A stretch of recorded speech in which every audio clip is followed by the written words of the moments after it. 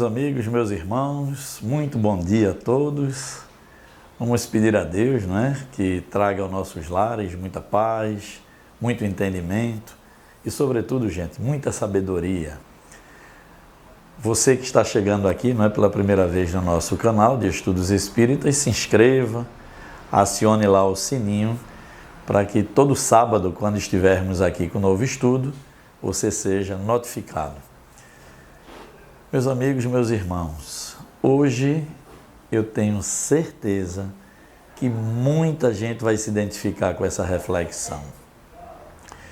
Porque hoje nós vamos falar, gente, sobre os vultos, sobre as aparições. Sim, é quando os espíritos desencarnados se apresentam aqui no mundo material, no nosso dia a dia, pode ser dentro da nossa casa, na empresa, na via pública.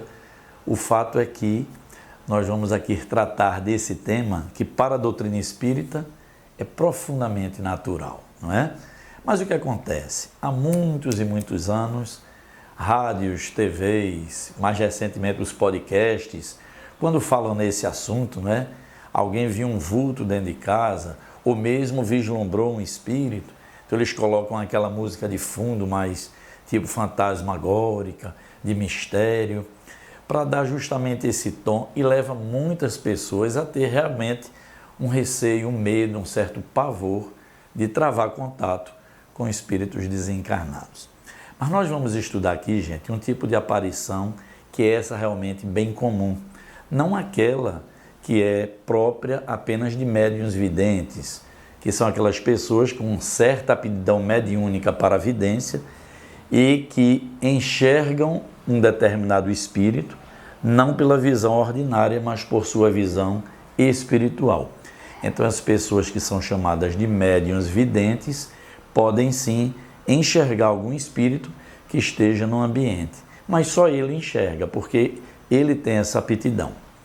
O nosso estudo vai falar das aparições, desses vultos, e que mais de uma pessoa consegue ver, mais de uma pessoa consegue constatar de que aquele fato é verdadeiro, porque várias pessoas estão vendo ao mesmo tempo aquelas aparições que os espíritos, por alguma razão, fazem aqui no mundo material.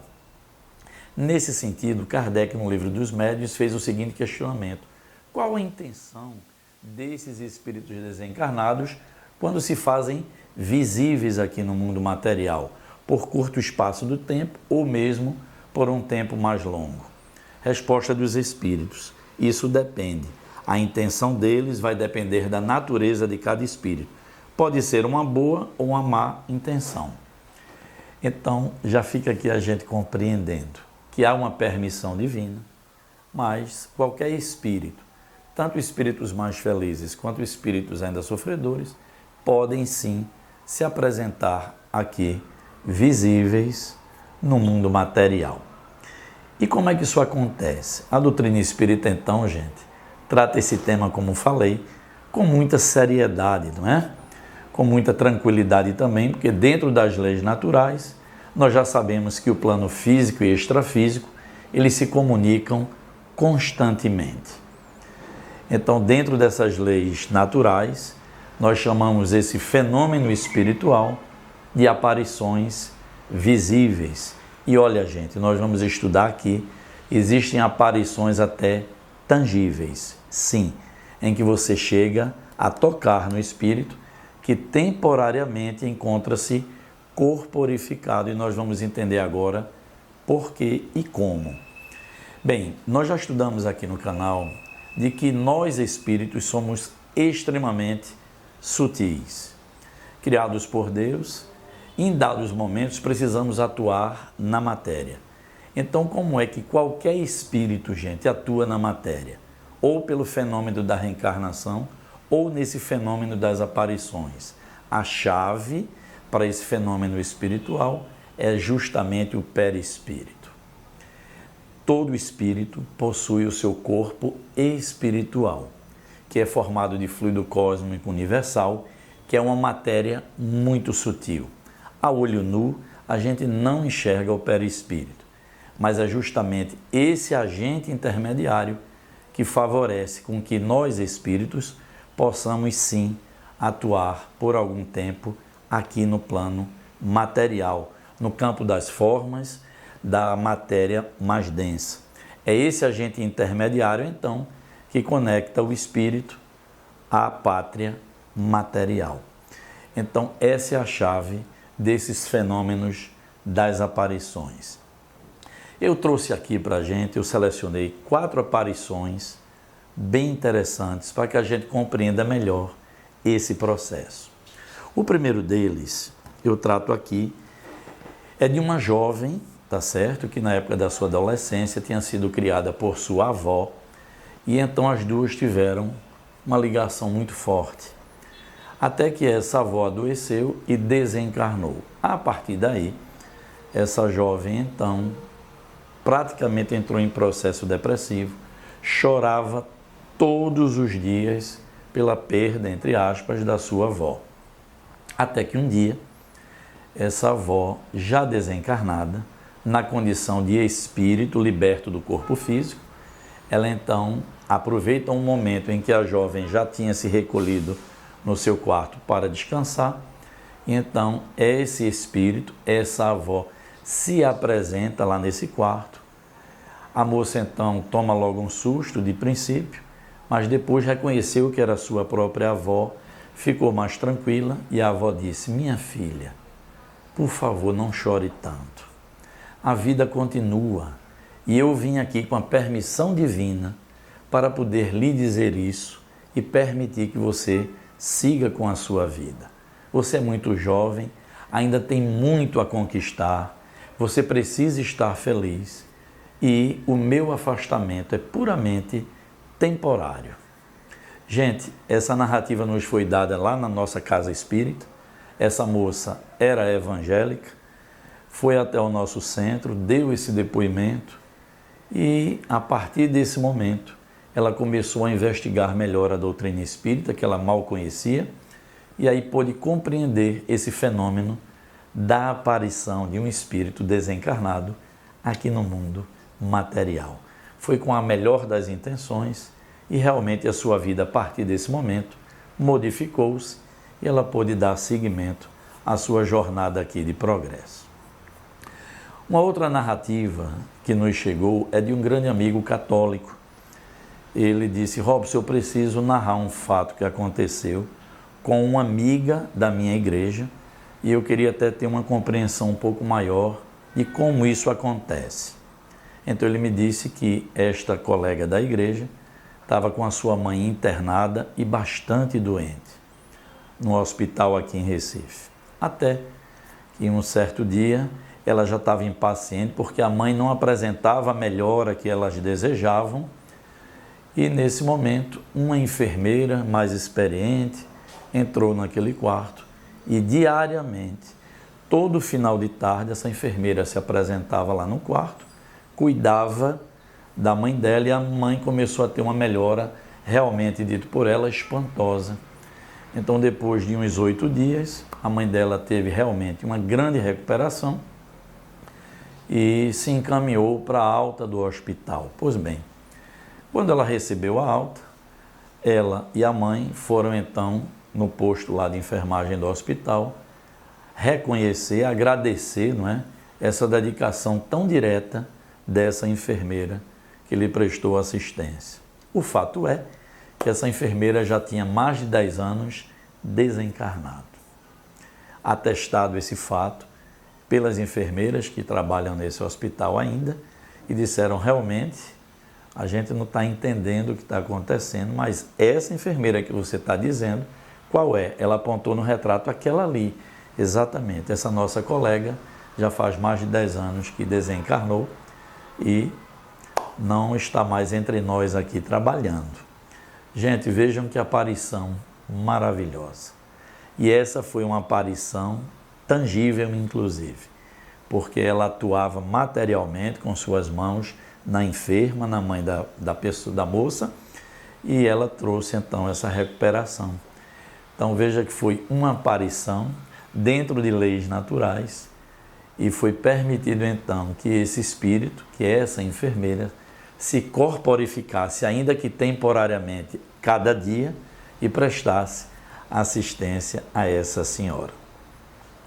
O terceiro relato que eu trago aqui para vocês é da Revista Espírita de 1858, que é uma publicação que Kardec fazia após a edição do Livro dos Espíritos, justamente para tratar de uma série de fatos e fenômenos que aconteciam na Paris daquela época, e ele precisava então desdobrar um pouco mais esse tema.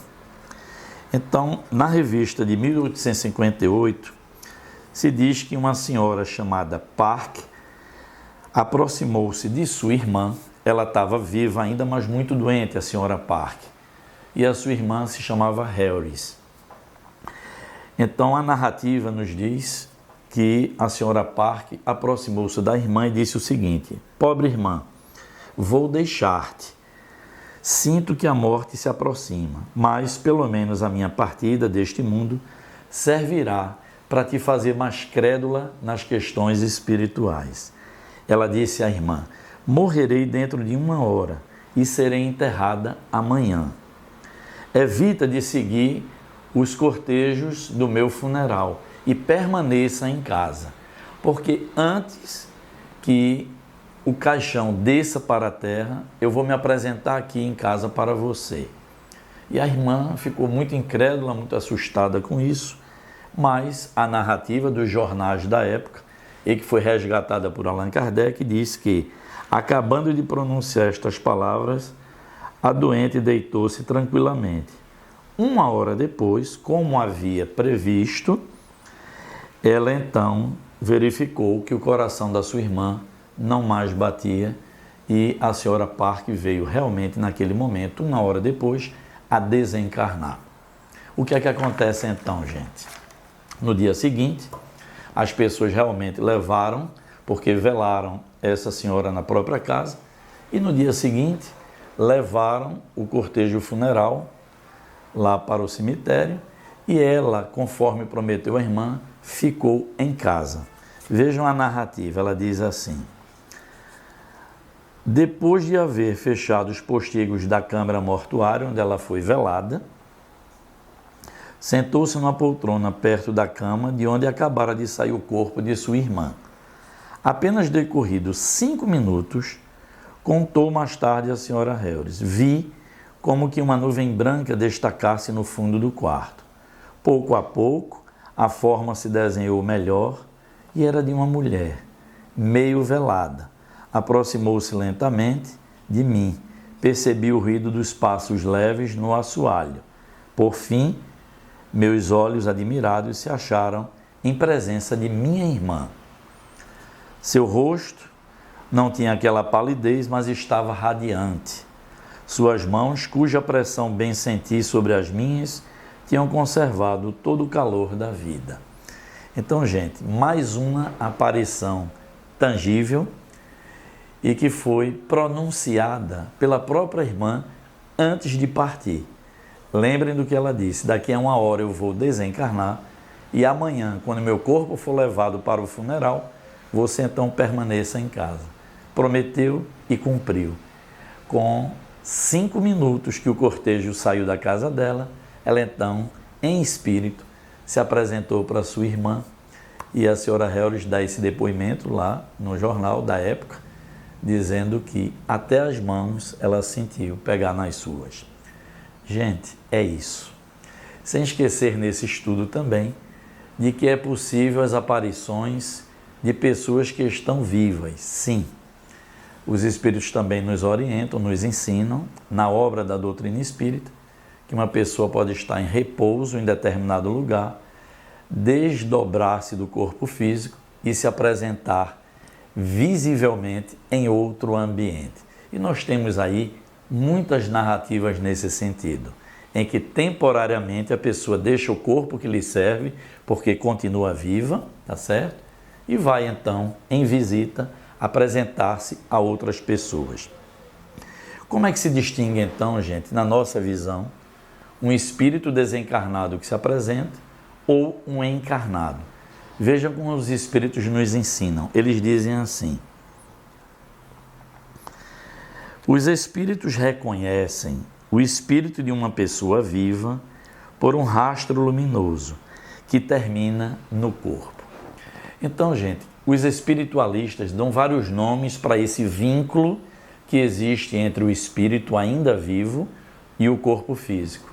Então, por mais que ele se afaste do corpo, ou pelo sono, ou mesmo em transe, ele continua ligado ao seu corpo físico pelo cordão que chamam cordão de prata, que nada mais é do que uma ligação fluídica, fluido cósmico universal, entre o espírito que ainda está encarnado e o seu próprio corpo físico. Então, gente, é um estudo muito maravilhoso, muito interessante, que podem desdobrar várias questões. E eu aproveitei aqui para trazer alguns questionamentos do Livro dos Médiuns, que podem, assim, além de ilustrar, como eu ilustrei com esses casos de aparições, também aumentar um pouco mais o nosso entendimento sobre o tema. Então, Kardec fez algumas indagações no Livro dos Médiuns e que eu vou trazer aqui para a gente. A primeira diz assim: é permitido a todos os espíritos manifestarem-se visivelmente? Todos o podem, mas nem sempre têm a permissão nem o desejo de fazê-los. Então é preciso que o espírito tenha esse desejo e que lhe seja dada permissão, não é? Porque nós falamos aqui não só espíritos familiares bem intencionados, como nós citamos aqui, se apresentam visivelmente aos encarnados. Espíritos também sofredores, por vezes, se apresentam ou para ter a intenção de fazer mal a alguém, como também esses espíritos podem apresentar-se em necessidade até de uma prece, de uma orientação. Seguindo adiante. Qual o objetivo dos espíritos que aparecem com boas intenções? Nós vimos aqui nos casos citados, não é? Consolar os que lamentam sua partida. Olha o caso daquela avózinha, não é, que se apresentou. Provar-lhes que continuam a existir e estão perto deles. Dar conselhos e, algumas vezes, pedir assistência para si mesmos. Acontece, gente. Alguns espíritos se apresentam visivelmente e pedem orações, pedem assistência para si ou para alguém de seus familiares que permaneceram aqui na matéria, e mesmo, que é o fato que nós narramos aqui, até para confortar, para consolar aqueles que ficaram na matéria e choram, que pranteiam a sua partida.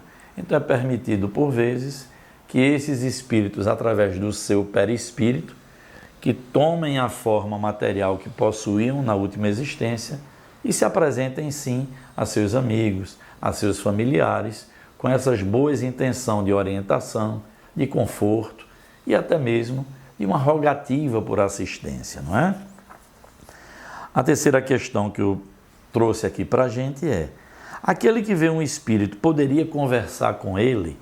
Veja que resposta interessante dos espíritos. Perfeitamente. E é justamente o que se deve fazer nesse caso, perguntando quem é o espírito, o que deseja e o que se pode fazer por ele. Essa deveria, gente, ser a nossa postura se nós tratássemos esse tema com mais naturalidade, não é? Mas, como por muitos anos esse tema foi tratado de uma forma, como eu falei, com muito mistério, de uma forma meio fantasmagórica, até alegórica mesmo, muitas pessoas trazem o receio. E os espíritos, a sorrir, nos dizem: era melhor que nós tivéssemos receio dentro da nossa casa de um encarnado estranho do que mesmo de um espírito desencarnado, porque esse não pode nos fazer mal, gente. Pode sim nos influenciar pelo pensamento, mas não diretamente nos atingir, nos fazer mal. Muitas pessoas que não tenham ainda a condição de dialogar com esses espíritos, façam uma prece. Isso já ajuda bastante no momento dessas aparições que acontecem muito naturalmente, e tenho certeza no lar de muitos de vocês que estão agora assistindo esse estudo. E a última questão que eu trago: como o espírito poderia responder a esses nossos questionamentos? Às vezes falando, sim, o espírito pode apresentar-se e a gente ouvir a voz dele, mesmo ele estando desencarnado. Por quê? Porque através do perispírito ele atua no mundo material, materializa por instantes em seu aparelho fonador espiritual e consegue então nos dizer ou nos responder nossas indagações. Às vezes falando como uma pessoa viva, expliquei agora, e a maioria das vezes por uma transmissão de pensamento. É isso, gente. Através do pensamento, eles podem também nos transmitir aquilo que desejam ou aquilo que sentem. Então esse tema realmente não se esgota aqui, ele é um tema bastante amplo, tá certo? É muito interessante. Nós vimos aqui tecnicamente por que é possível um espírito desencarnado se apresentar, porque possui o seu corpo espiritual. E aqui eu deixo duas considerações finais. Primeiro, vamos guardar certeza na bondade divina, não é? Que autoriza, por vezes, esse contato mais próximo entre os dois planos da vida. E não vamos esquecer, gente, aquela doutrina maravilhosa que nos apresentou Santo Agostinho sobre os nossos anjos guardiões, que em algumas oportunidades, ou no momento do sono, ou mesmo se corporificando, eles se apresentam para a gente, nos orientam, nos instruem, nos confortam no momento de maior dificuldade. Então espero que tenham gostado dessas reflexões, desse estudo, e peço então a vocês, gente, divulguem bastante. Se tiverem dúvidas sobre esse tema ou sobre qualquer outro, lancem suas dúvidas aqui no canal, que nós vamos reunir e mais adiante a gente aprofunda esse mesmo tema através do estudo de perguntas e respostas. Tá bom assim? Deixem, por favor, o seu like e Deus vai permitir, estaremos aqui no próximo sábado juntos para mais um estudo na doutrina espírita. Muita paz e muita luz a todos.